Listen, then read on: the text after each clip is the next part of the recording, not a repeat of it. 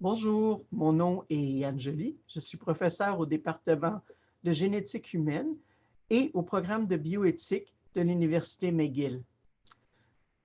Je vais vous parler aujourd'hui du processus du consortium CancoGene VirusSeq pour partager ces données. Donc, cette présentation est la deuxième partie de la présentation sur le consortium canadien CancoGene, puisque mon collègue Manzawati vous a parlé de CancoGene aussi, qui représente le séquençage des participants et patients humains, et CancoGene VirusSeq représente le séquençage du virus qu'on a retrouvé chez les personnes contaminées. Je dirige présentement le groupe de travail sur l'éthique et la gouvernance de CancoGene VirusSeq et je suis aussi membre du comité d'implémentation de ce consortium.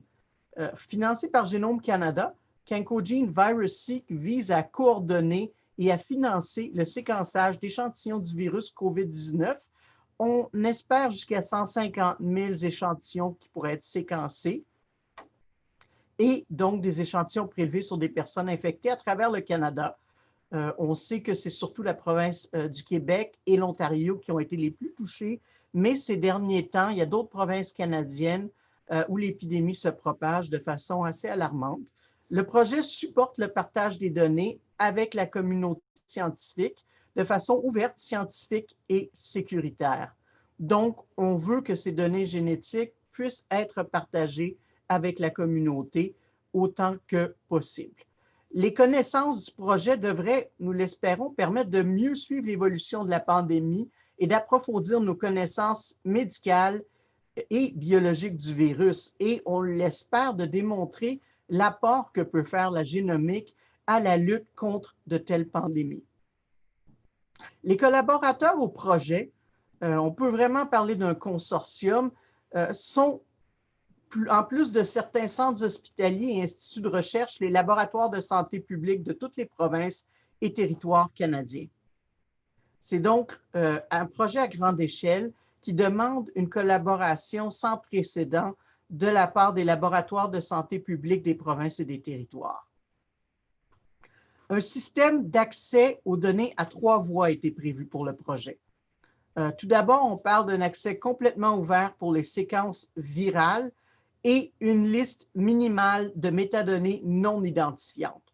On peut penser, par exemple, aux dates de prélèvement des échantillons avec une fenêtre d'une semaine sur la date pour justement éviter qu'on puisse identifier la personne source, le nom des laboratoires ou la désignation des laboratoires de santé publique qui ont collecté les données, les ont séquencées, la province d'où elles proviennent, et tout ça pourrait être donc déposé dans des banques de données publiques telles NCBI ou GSAID. Ensuite, on parle d'un accès contrôlé fédéré, donc la deuxième voie, à travers la banque de données fédérale canadienne NML-PIAC, qui est donc maintenue par le département de santé publique du Canada, pour les données plus sensibles. Et ça permettrait une surveillance nationale de l'évolution du virus.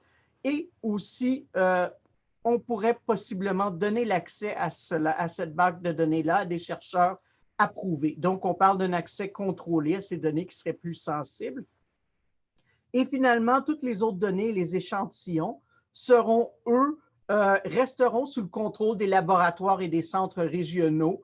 Et donc, les conditions d'accès pourront être déterminées par ceux-ci de façon à donner une bonne protection de l'identité et de l'information personnelle des patients. Évidemment, ça, c'est le plan. Je vais maintenant vous parler, dans la dernière partie de ma courte présentation, de certains enjeux du processus. Donc, on doit tout d'abord dire que les chercheurs et les centres impliqués sont très bien organisés et ont répondu rapidement à l'appel.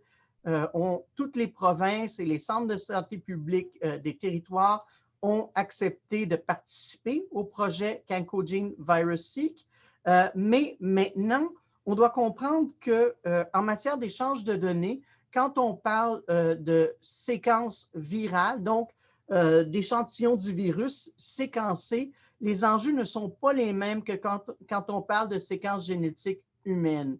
Quand on parle de séquences génétiques humaines, on parle beaucoup de vie privée, de confidentialité des données. Il y a encore des enjeux de confidentialité des données au niveau de VirusSeek, mais je dirais que les plus grands enjeux sont probablement de nature culturelle et politique au Canada pour échanger ce type de données. Pourquoi? Le Canada, tout d'abord, est une fédération où les provinces et les centres régionaux de santé publique ont beaucoup de pouvoir et sont habitués à gérer leurs données et à décider de ce qu'elles veulent partager ou pas. Et donc, ça ne facilite pas la partage des données à l'échelle nationale. Et ça, c'est un enjeu de familiariser les centres provinciaux avec ce nouvel impératif de partage des données au niveau national.